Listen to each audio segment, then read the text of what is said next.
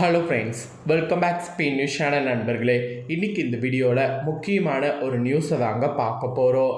சற்று முன் தமிழகத்தில் பரபரப்பாக பேசும் பொருளாக அடுத்து ஒரு நியூஸானது வெளியாகிருக்கு.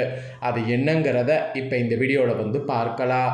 இன்னைக்கு பல போராட்டங்களுக்கு பிறகு பல நாள் கனவு நிறைவாகி எல்லாருமே சந்தோஷப்படக்கூடிய அந்த ஒரு மூமெண்ட் நடந்தது. அது என்னங்கிறது அனைவருக்குமே தெரியும். ஸோ தாவேகா கட்சி தலைவர் விஜய் அவர்கள் இன்னைக்கு முதலமைச்சர் சீட்டில் அமர்ந்தார். அவர் அமர்ந்த அந்த தருணத்தை பார்த்து எல்லாருமே கொண்டாட்டத்தில் இருந்தாங்க. ஸோ தாவேகா கட்சி தலைவர் அமர்ந்தாலும் அவரை சுற்றி இன்னும் பார்த்தீங்கன்னு வச்சுக்கோங்களேன், பிரச்சனைகள் ஓயவில்லை என்று தான் சொல்லணும். அவர் என்ன செய்தாலும் குத்தம் அப்படிங்கிற மாதிரி இப்போ அவர் இன்னைக்கு பதவி ஏற்கிறது போது சில விஷயங்கள் செய்தது குத்தமாகி அது இப்போ வைரல் ஆகிட்டு இருக்கு. அப்படி அவர் பதவி ஏற்கும்போது என்ன செய்தார் அப்படிங்கிற அந்த விஷயத்தை தான் இப்போ நான் உங்ககிட்ட ஷேர் பண்ண போகிறேன். ஸோ அவர் இந்த மாதிரி இருக்கிறது கரெக்டாக இல்லையா அப்படிங்கிறதையும் கமெண்ட் பண்ணுங்கள்.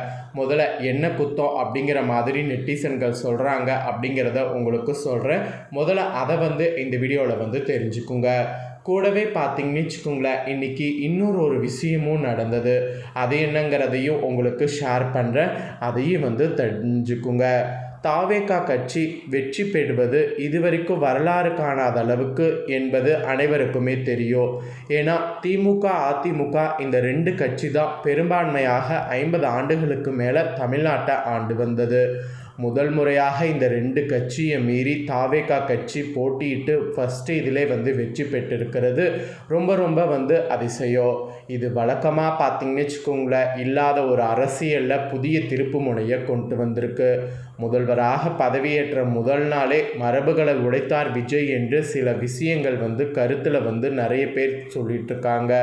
அவர் அப்படி என்ன மரபுகளை உடைத்தார், அது உண்மையாலுமே மரபுகளை உடைச்சதா அப்படிங்கிறத நான் உங்களுக்கு சொல்கிறேன். கண்டிப்பாக அதை இந்த வீடியோவில் தெரிஞ்சுக்குங்க. தமிழ்நாட்டில் முதலமைச்சராக விஜய் பொறுப்பேற்றுள்ள இந்த நிலையில் முதல் நாளிலே பல்வேறு மரபுகளை அவர் உடைத்தெறிந்ததாக இணையதளத்தில் சில பேர் பேசும் பொருளாக அதை சொல்லிட்டு இருக்கிறாங்க.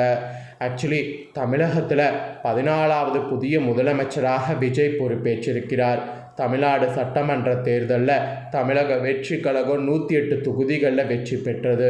அக்கட்சிக்கு இந்திய கம்யூனிஸ்ட், மார்க்சிஸ்ட் கம்யூனிஸ்ட், விடுதலை சிறுத்தைகள், காங்கிரஸ், இந்திய யூனியன் முஸ்லீம் கட்சி ஆகியவை ஆதரவு கொடுத்த நிலையில் ஆளுநர் ராஜேந்திர விஸ்வநாத் அர்ஹலாகர் ஆட்சி அமைக்க அழைப்பு விடுத்தார். இதனைத் தொடர்ந்து சென்னை நேரு உள் விளையாட்டரங்கில் மிக பிரம்மாண்டமாக இன்னைக்கு காலை 10 மணிக்கு மேலே பதவியேற்பு விழா நடைபெற்றது. இதில் ஆளுநர் அர்ஹலர் விஜய்க்கு பதவி பிரமாணம் செய்து வைத்தார். அதனைத் தொடர்ந்து 9 அமைச்சர்களும் பதவியேற்றுக் கொண்டனர். பின்னர் அதே மேடையில் விஜய் 3 முக்கிய தேர்தல் வாக்குறுதிகளை கையெழுத்திட்டார். அதன்படி 500 யூனிட் வரை பயன்படுத்துபவர்களுக்கு 200 யூனிட் மின்சாரம் இலவசம், பெண்கள் பாதுகாப்புக்காக சிங்க பெண்கள் பாதுகாப்பு படை, போதைப் பொருட்கள் தடுக்க மாவட்டந்தோறும் சிறப்பு படை ஆகியவை என்ற அறிவிப்புகள் கையெழுத்திடப்பட்டது. இதனைத் தொடர்ந்து அந்த நிகழ்ச்சி மேடையிலே பேசிய விஜய் பல விஷயங்களிடம் மக்களிடம் ஓப்பனாக பகிர்ந்தார். தமிழ்நாட்டின் நிலைமை குறித்து வெள்ளை அறிக்கையை வெளியிட்டிருந்தார். திட்டங்களை செயல்படுத்த கால அவகாசம் வேண்டும் என சொன்னார். அதே சமயம் விஜயின் பேச்சு சினிமா மேடை பேச்சு போல இருப்பதாக பலரும் சமூக வலைத்தளங்களில் தெரிவித்துட்ருக்கிறாங்க.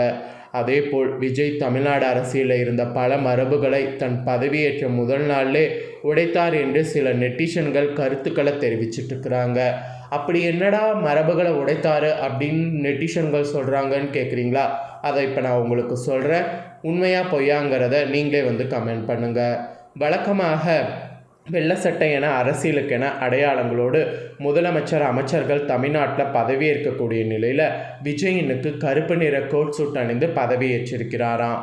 அப்புறம் பதவியேற்ற உடனே நேராக தலைமை செயலகம் சென்று கோப்புகளில் முதலமைச்சர் கையெழுத்திடுவது வழக்கம். ஆனால் விஜய் நிகழ்ச்சி நடைபெற்ற மேடையிலே கையெழுத்திட்டாராம். அப்புறம் தொடர்ந்து எந்த முதலமைச்சரும் பதவியேற்ற மேடையிலே பேசுவது வழக்கமாக இருக்காதா.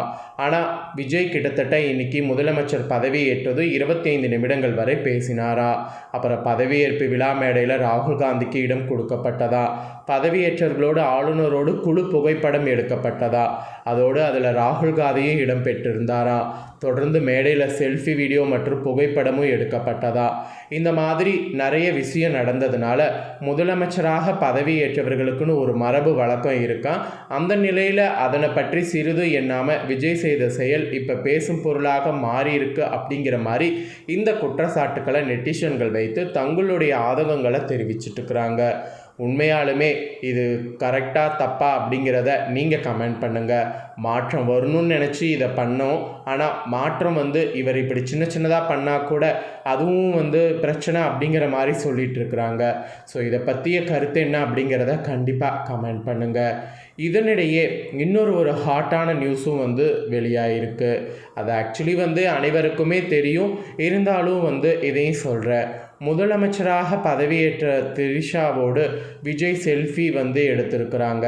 அதாவது முதலமைச்சராக பதவியேற்ற விஜய் திரிஷாவோடு செல்ஃபி எடுத்திருக்கிறாங்களாம். இது இதுன்ட்டு இந்த ஒரு விஷயமும் இப்போ டாக் போயிட்டுருக்கு. அதாவது பதவியேற்பு விழாவில் அனைவருடைய கவனமும் விஜய் குடும்பத்து மேலே இருந்தது. ஆனால் விஜயோடைய மனைவி, மகன் வருவாங்க எதிர்பார்க்கப்பட்ட சூழ்நிலையில் அவங்க வரல.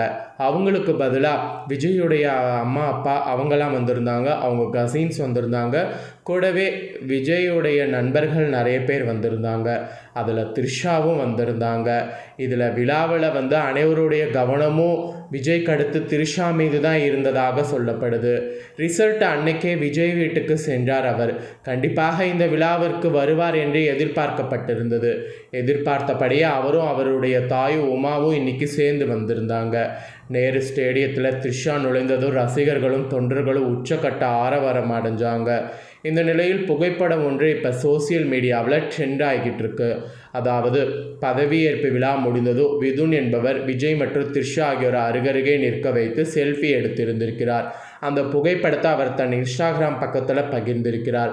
அந்த ஃபோட்டோவை பார்த்த ரசிகர்கள் விஜய் சிஎம் ஆனாலும் த்ரிஷாவுடன் ஸ்க்ரீனில் இருக்கக்கூடிய கெமிஸ்ட்ரி அவ்வளவு அழகாக இருக்கிறது என்று கமெண்ட் செய்து அந்த புகைப்படத்தை அதிகம் பகிர்ந்து வராங்க. ஸோ இந்த ஒரு நியூஸும் வெளியாக இருக்கிறதுனால இதுவும் பார்த்திங்கன்னு வச்சுக்கோங்களேன் இப்போ ஹாட்டாக போயிட்டுருக்கு.